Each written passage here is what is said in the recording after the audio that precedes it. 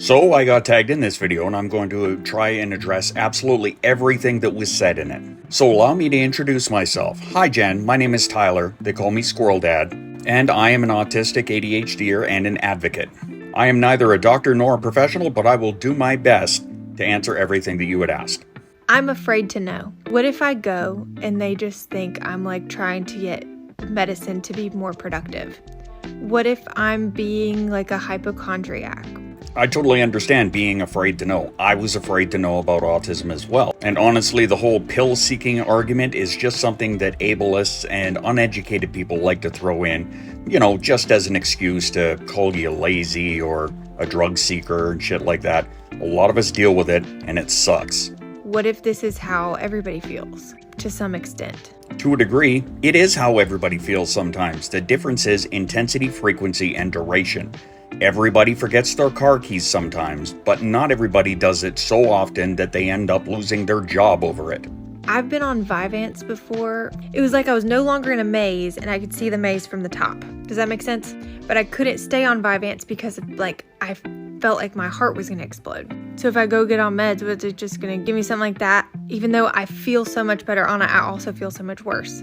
I get what you mean. I'm on Vyvanse as well. However, I don't have the same heart issue. However, different meds work differently on everybody. So maybe a non-stimulant is for you.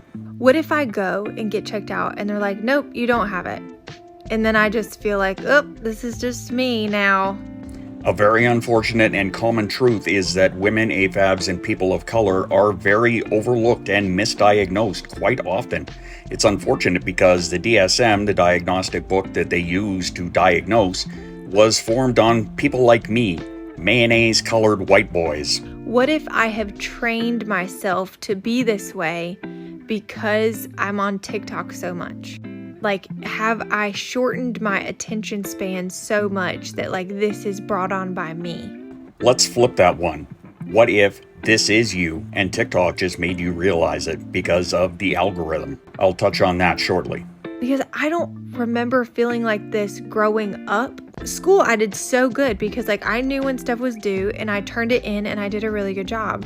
But the adult part of me where no one's checking behind me to make sure that I'm doing stuff is paralyzing. There are a lot of things that I don't remember doing when I was growing up either, but ADHD, we're realizing, is a spectrum. Your presentation can change over time. Your intelligence in school has nothing to do with it.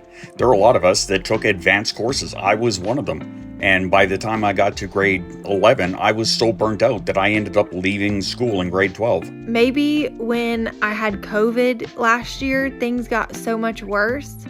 Did it jumble my brain so much? Do I have brain damage from being so sick with COVID? I cannot speak for COVID. However, I know that there are some illnesses that can affect it. Changes in hormones, etc. Ask yourself this. Do you find it gets worse when you have your period? And the prospect of thinking about figuring it out is daunting and overwhelming. You're right. Figuring it out is daunting and overwhelming. I feel exactly the same about discovering that I'm autistic. There are a lot of things that I did not realize that I was doing or that I was masking over the course of my life. And here I am now in the middle of an autistic burnout, trying to figure out who I actually am as I reset myself to the factory default, as I call it. It's very overwhelming, and it's something that all of us who are later life diagnosed have to go through. It sucks, but there's support for it. But I do feel like I brought this on myself.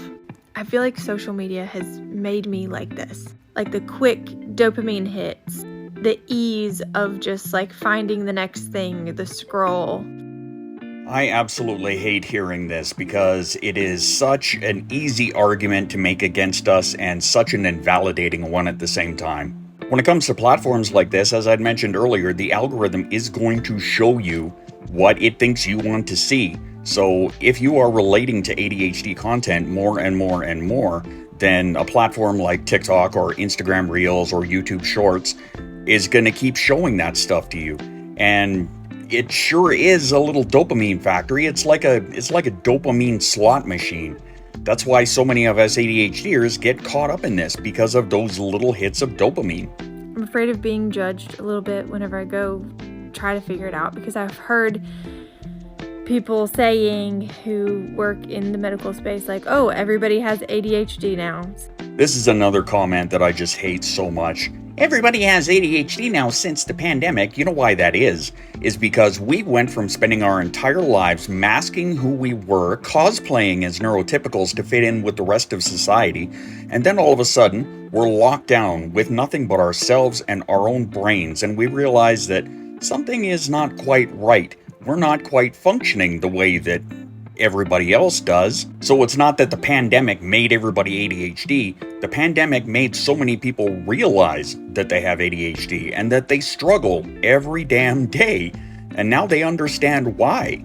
But I have got something for you if you would like. And remember, again, I am not a doctor, I'm not a professional, but I did design this ADHD spectrum graph.